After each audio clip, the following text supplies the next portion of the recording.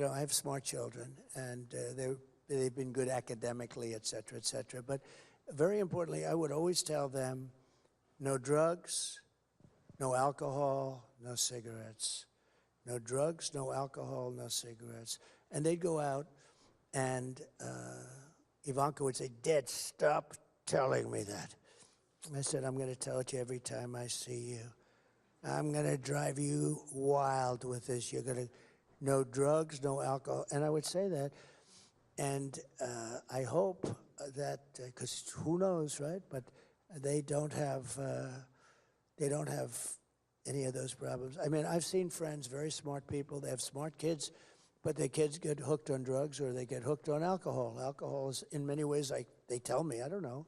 I never had a glass of alcohol. I had a brother who was a wonderful guy, but he had an alcohol problem. And he started to do the same. He said, don't ever drink alcohol. And he smoked, and I put cigarettes in that same category, almost that same category, but they're certainly not good for you.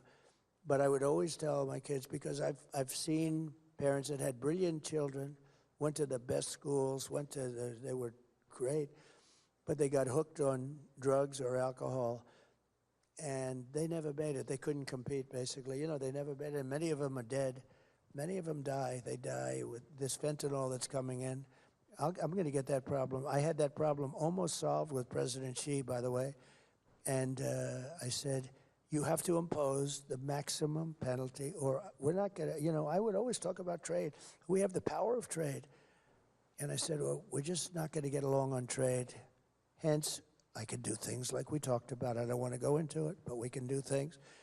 And he and I had a handshake on, he was going to impose the maximum penalty on people that run companies that sell us through Mexico. Almost all of it comes through Mexico. And the maximum penalty is the death penalty.